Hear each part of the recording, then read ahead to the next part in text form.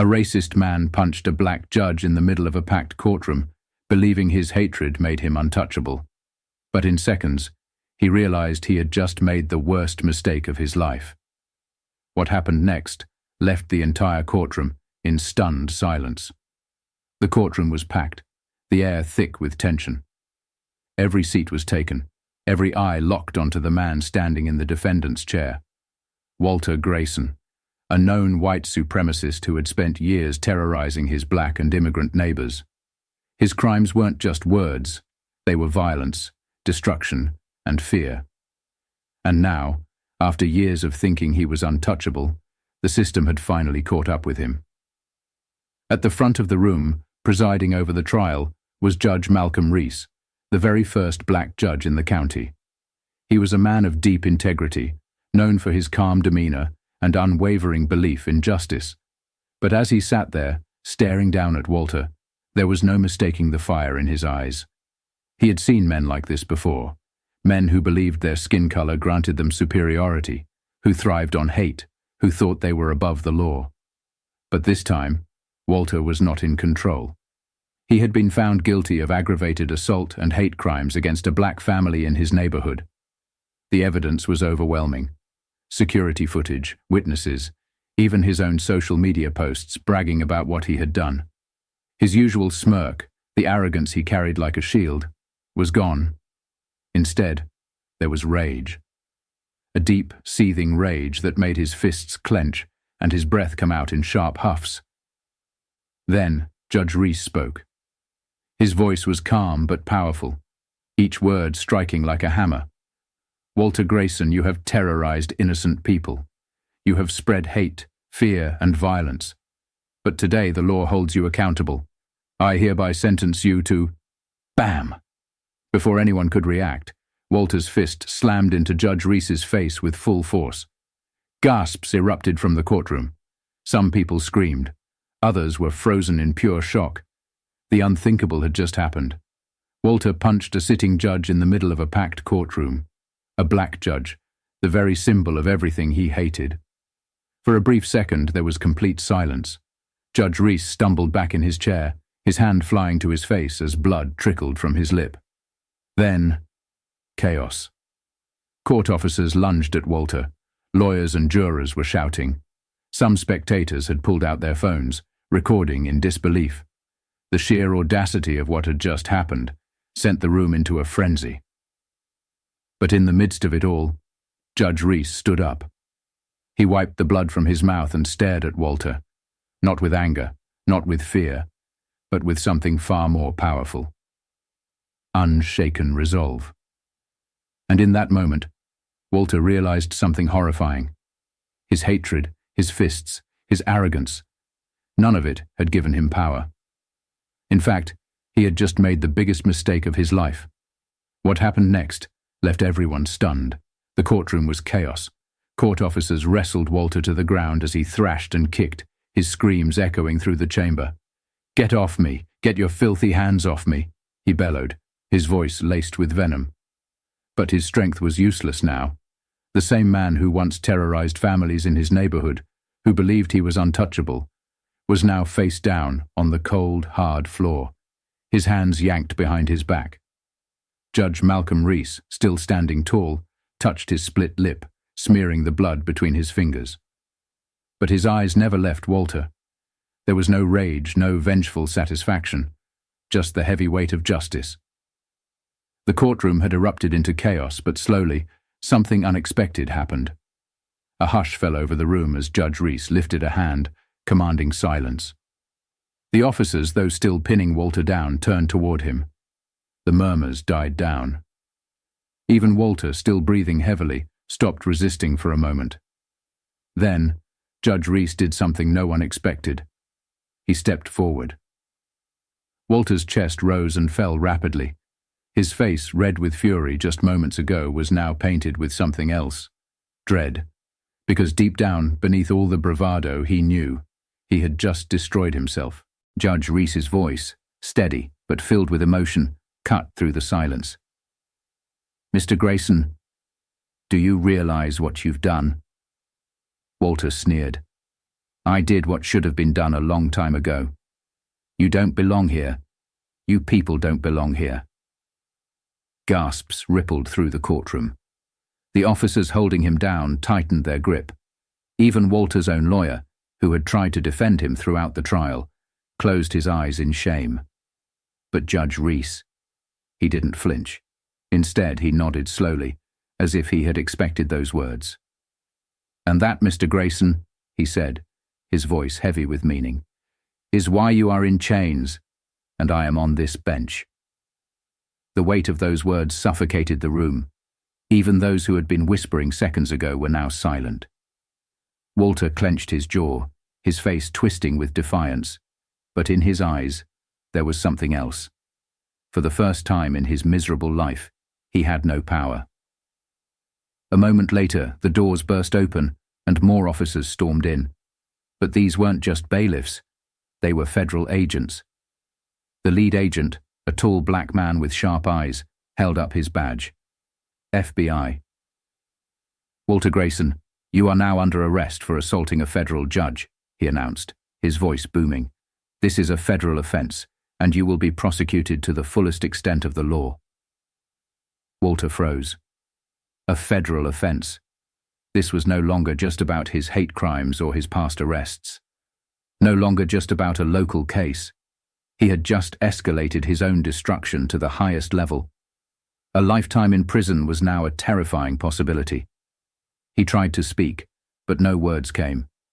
The arrogance had drained from his face, replaced with the creeping realization that he had done this to himself. And just like that, the same system he had mocked, the same laws he thought didn't apply to him, were now sealing his fate. But the most stunning moment was yet to come. As Walter was dragged to his feet, his face contorted in rage and panic, Judge Reese spoke one final time, and his words changed the entire room. And when he said them, the entire courtroom was left in stunned silence. Walter's body jerked as the federal agents yanked him upright. His face was red with fury, but his eyes, wild, darting, betrayed something deeper: fear. This was not how it was supposed to go. He had spent years believing that people like him would never truly face consequences, that the system was built for men like him, not against them. But now, as the cold steel of federal handcuffs dug into his wrists, he realized the horrifying truth. His hatred had not made him untouchable. It had made him a prisoner. And then, Judge Malcolm Reese spoke. His voice was steady, but beneath it was something heavy. A weight of centuries, a history of struggle, and a determination that no fist could break. "Walter Grayson, you have lived your life believing that hatred makes you strong, that violence makes you powerful. But look at you now." Walter snarled, but Judge Reese didn't stop. "You thought you could silence people like me with fear, but you cannot silence justice. You cannot silence truth. And today, you learned that no matter how much hate you carry in your heart." Judge Reese took a step closer, his gaze locked onto Walter's. "It will never be stronger than the law." Silence. A silence so thick, so absolute, that even the reporters in the back lowered their cameras. Even the jury, the spectators, everyone, just stared. Because in that moment, Walter Grayson was not just a man in shackles. He was the falling symbol of a dying ideology. For the first time since the trial started, Walter looked small. His body was still tense, his jaw still clenched, but the fire in his eyes, it was gone. Because in the deepest part of him, buried beneath years of rage and ignorance, he knew Judge Reese was right. He had fought his entire life to prove himself superior, only to be broken by the very system he thought he owned. His mouth opened as if to say something, some final act of defiance, some last word to reclaim control. But nothing came out, because there was nothing left to say. As the agents began dragging Walter away, a slow, deliberate sound broke through the silence. Clap. One single clap, then another, and another. Until the entire courtroom, black, white, young, old, rose to their feet in thunderous applause. Not just for Judge Reese, not just for justice, but for the moment itself, a moment where hatred had tried to strike, and justice had struck back harder. Walter thrashed one last time, furious at the sound of their claps, their cheers, their undeniable proof that he had lost. But no one was listening to him anymore, because he was no longer feared. He was just another criminal, swallowed by the very system he had spent his life mocking. And as the doors closed behind him, shutting him away from the world forever, Judge Malcolm Reese took a deep breath. Then he turned to the courtroom, wiped the blood from his lip, and did something that made everyone respect him even more. What he did next. No one saw it coming, and it changed everything. Judge Malcolm Reese stood at the front of the courtroom, blood still drying on his lip. His robe, once a pristine symbol of authority, now bore the violent mark of Walter Grayson's hatred. But he did not sit down. He did not press his hand against the pain on his face, nor did he flinch as the echoes of Walter's outburst still lingered in the air. Instead, he did something no one expected. He straightened his robe, squared his shoulders, and spoke with the same unwavering calm he had started the trial with. "Court will resume." Gasps rippled through the room. Resume. After being punched in the face, after being disrespected and attacked in his own courtroom, after watching Walter Grayson be dragged away in disgrace, he was still going to finish the sentencing. This was not just about proving his strength. No, this was something much bigger.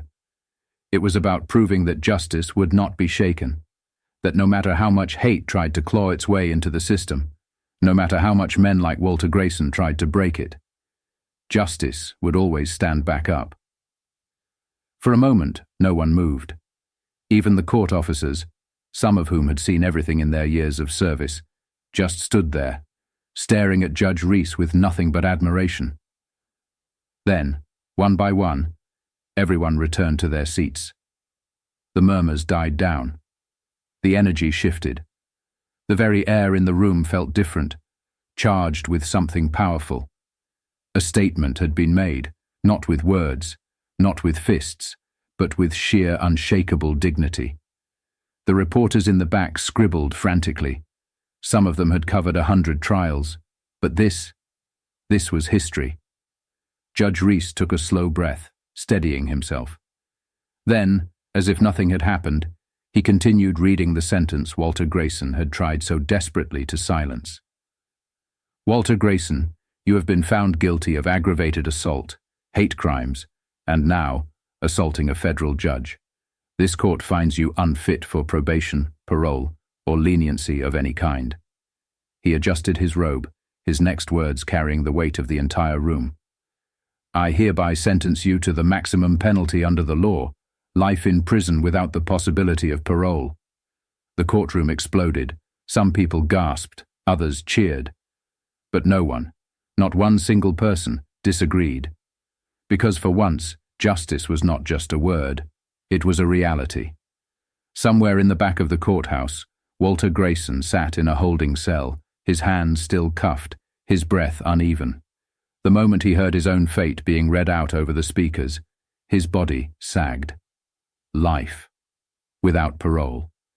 The same system he once mocked had just crushed him. And as the realization sank in, his chest tightened. Not because he regretted his actions. No, he would never regret them. But because for the first time in his life, he was powerless. Back in the courtroom, Judge Reese finished signing the final paperwork. He could feel the weight of what had happened today, the history that had just been made. But as he looked up at the people before him, black, white, young, old, all standing, watching him with a new kind of respect, he realized something. Today was not about him. It was about something far greater. And what he did next made headlines across the nation. What he did next left people in awe, because instead of stepping down from the bench, instead of taking a break after being attacked, Judge Malcolm Reese did the unthinkable. He called for the next case, as if to say, "Justice does not pause for hate, it does not flinch, It does not break. It continues. And the courtroom, still in stunned silence, knew they had just witnessed history. The courtroom was still buzzing as Judge Malcolm Reese called for the next case. It was not just a display of professionalism. It was a message to the world. Justice does not stop. Justice does not bend. Justice does not kneel to hatred. And by refusing to step down, by wiping the blood from his lip and continuing his work, Judge Reese had done something far greater than sentencing Walter Grayson. He had made history.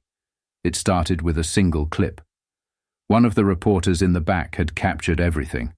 Walter's punch, the stunned silence, Judge Reese's unwavering response, and the moment he resumed court as if hatred itself could not touch him. Within hours, the video spread across social media like wildfire. People watched in shock, in anger, in awe. The footage was played on every major news network. Millions of people across races and generations saw the moment when a black judge refused to be broken by a racist's attack. And for many, it was more than just a viral clip. It was a symbol. Across the country, protests erupted, not of anger, but of solidarity. People held up signs with Judge Reese's words, "Hate will never be stronger than the law. Justice does not flinch. We stand with Judge Reese." Even politicians, many of whom rarely spoke on racial issues, were forced to take a stand. Statements poured in, praising the judge's strength and dignity. But what shocked people the most? The change inside the justice system itself. Because Walter Grayson's case had exposed a deeper truth.